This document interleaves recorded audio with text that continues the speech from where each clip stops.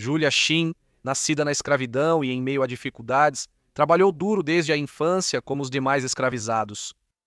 Porém, sua vida mudou ao ser enviada para a fazenda de Ricardo Mentor Johnson, político em ascensão e futuro vice-presidente dos Estados Unidos. Johnson logo tomou Júlia como sua concubina, iniciando um relacionamento que era incomum, controverso e profundamente complexo. Ela ajudou a administrar a casa dele e criou os filhos deles, mas ele nunca concedeu a liberdade a ela. Então por que ele a manteve escravizada? E por que ela quase foi apagada da história? Tentar descobrir quem foi Júlia Shinn, especialmente os detalhes de seus primeiros anos, não é uma tarefa fácil.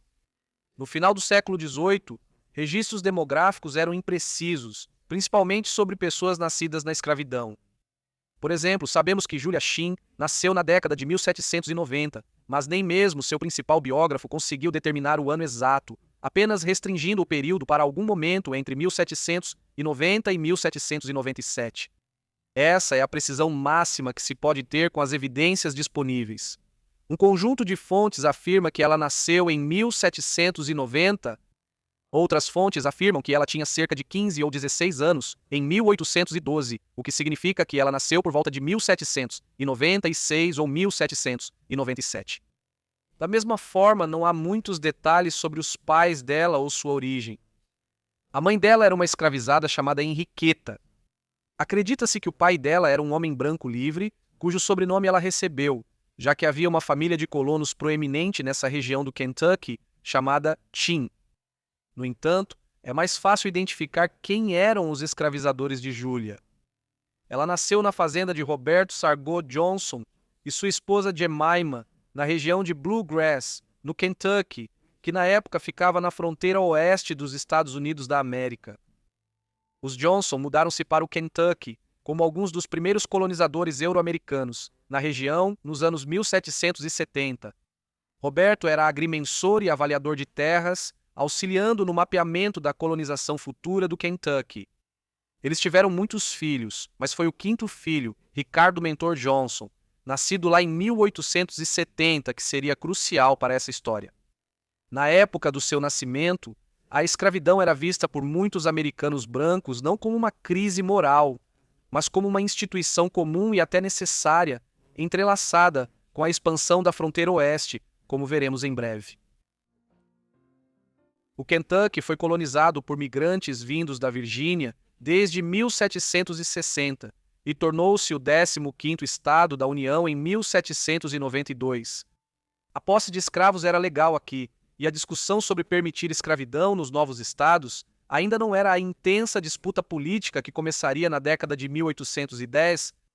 Apesar de sua posição como um estado agrícola escravagista com uma economia baseada em plantações, o Kentucky também rapidamente se tornou o lar da maior população negra livre de qualquer estado dos Estados Unidos. Isso acontecia porque escravos que haviam conquistado sua liberdade em lugares como a Virgínia eram frequentemente os primeiros a se mudar para o oeste para adquirir sua própria pequena fazenda ou viver longe de onde haviam sido escravizados. Além disso, ainda havia uma grande população indígena aqui na época de Júlia, tribos como os Creek e os Choctaw. Isso criou um estado onde as regras sociais sobre como os colonos brancos, os negros e os nativos interagiam eram diferentes das de outros estados. E essa mistura racial iria moldar a vida de Júlia. Embora Júlia fosse filha de uma mulher escravizada, não era totalmente descendente da África Ocidental. Porém, detalhes completos sobre sua etnia são controversos. A maioria dos estudos afirma com confiança que ela era uma oitavona. Este é um termo que é usado frequentemente hoje para se referir a pessoas que têm apenas 1/8 de ascendência africana, enquanto 7/8 são de ascendência europeia ou americana branca. Embora haja alguns casos em que isso ocorreu na história dos Estados Unidos antes da Guerra Civil, era extremamente raro. Na verdade, esse não era o caso de Júlia. Diziam que ela tinha a pele mais clara que muitos escravizados da época, mas Júlia provavelmente era no máximo uma quarteirona com pelo menos 1/4 de ascendência africana. Não há como saber ao certo como Júlia era fisicamente. Câmeras ainda não existiam antes da morte de Júlia, e os desenhos dela feitos no século XIX podem não ser totalmente precisos. Independentemente de Júlia ter ascendência principalmente europeia ou americana branca, foi tratada como qualquer criança escravizada. A mãe dela, Henriqueta, recebia comida para si e para seus filhos. Isso era muito pouco para o trabalho exaustivo que esperavam que eles realizassem. Sobreviviam cultivando pequenas quantidades de feijão, repolho e batatas na horta dos escravizados, mas, como muitos escravizados, sofriam com falta crônica de proteína e constante desnutrição. Os primeiros anos de Júlia foram marcados por dificuldades e privações, mas à medida que ela crescia e entrava na adolescência, sua vida tomaria um rumo que ligaria seu destino diretamente à poderosa família Johnson, de maneiras que poucos poderiam imaginar. A adolescência não tornou a vida de Júlia mais fácil. Nessa época, Júlia foi separada de sua mãe e de sua irmã e enviada para viver na casa de Ricardo Mentor, o filho mais novo dos Johnson. Johnson tinha cerca de 30 anos e já era uma figura ambiciosa e em ascensão na política do Kentucky. Ele havia estabelecido sua própria residência na fazenda Blue Spring, uma propriedade considerável onde vivia de forma independente. Johnson era solteiro e, na verdade, nunca se casaria no sentido tradicional. De acordo com relatos posteriores, quando tinha cerca de 16 anos, Johnson havia pedido uma jovem em casamento, mas sua mãe desaprovou fortemente a união e o pressionou a terminar o relacionamento. Algumas histórias afirmam que o incidente deixou uma marca duradoura nele e que Johnson jurou nunca mais deixar que sua mãe ou qualquer outra pessoa ditasse sua vida pessoal. Mesmo sem confirmação do juramento, a decisão definiria o arranjo doméstico incomum que surgiria na fazenda Blue Spring. Bem, quando Júlia foi enviada para lá, ela rapidamente se tornou sua concubina. Hesita-se em usar um termo como eles começaram um relacionamento ou algo assim aqui, porque claramente esse não foi um arranjo consensual para Júlia no início, embora a natureza do relacionamento deles tenha se tornado mais complicada com o tempo.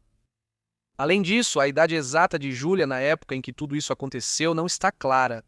Se ela nasceu por volta de 1796 ou 1797, ela tinha apenas cerca de 14 anos quando foi enviada para morar com Ricardo.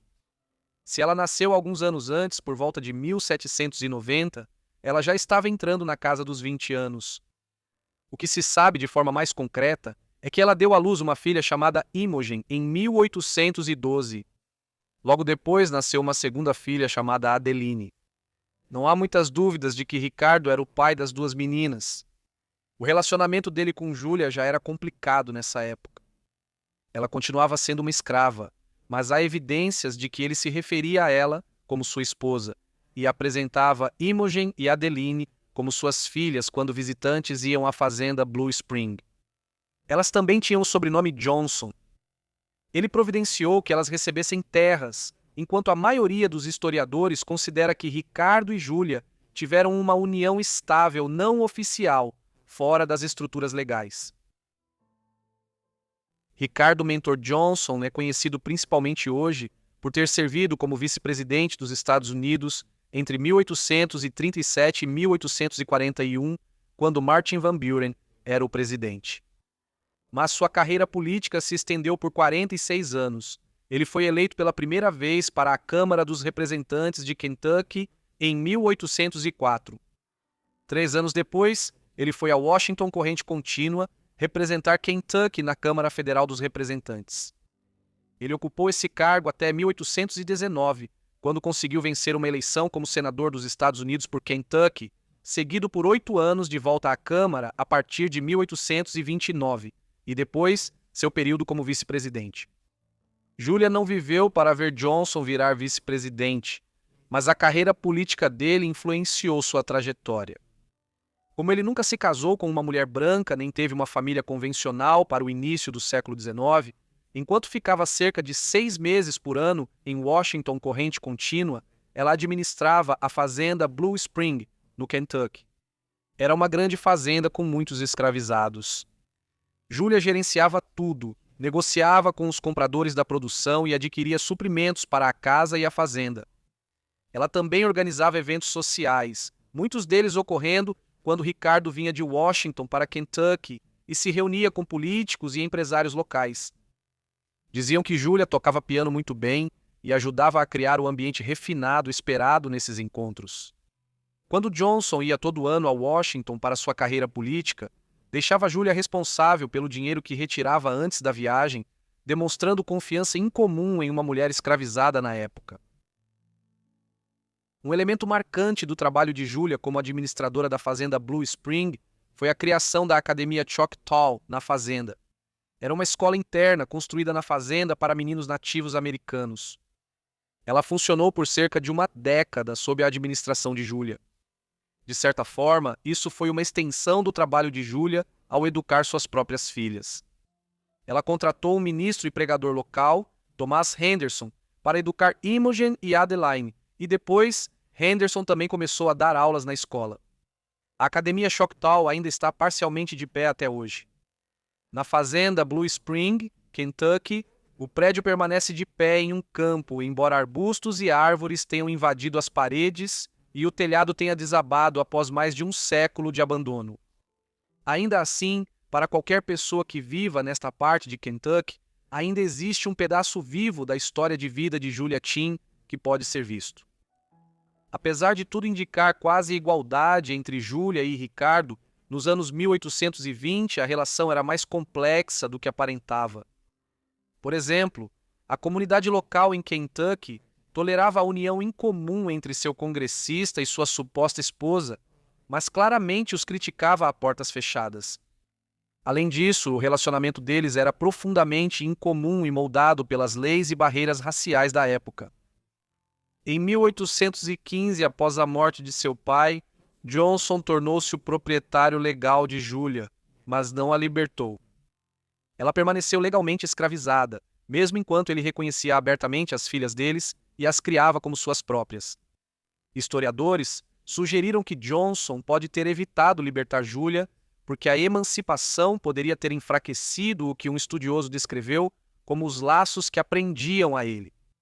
Além disso, pela lei da época, o casamento interracial era proibido em Kentucky, então mesmo que ele libertasse Júlia, eles não poderiam se casar legalmente de qualquer forma. No entanto, Júlia tinha influência dentro da casa. Ela fez com que seu irmão Daniel e sua família fossem levados à fazenda Blue Spring, onde viveram em condições um pouco melhores por alguns anos.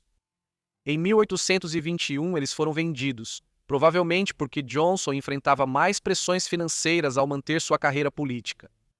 Também há evidências de que Júlia às vezes achava difícil manter a disciplina na fazenda devido à sua condição de mulher escravizada. Cartas de Johnson mostram que ele mandava seus funcionários brancos obedecer à autoridade dela, mas historiadores apontam que alguns escravizados do campo ignoravam suas ordens, e vizinhos não ajudavam quando ela pedia para puni-los. No verão de 1833, Júlia ficou muito doente quando a cólera se espalhou pelo meio-oeste americano. A cólera era conhecida como a Morte Azul no século XIX, pois veio em grandes ondas pela Europa e depois pelas Américas entre as décadas de 1810 e 1890, matando milhões de pessoas. Isso incluiu um surto de cólera na Academia Choctaw e muitos alunos ficaram doentes. Durante semanas, Júlia cuidou das crianças até que melhorassem, mas acabou pegando a doença.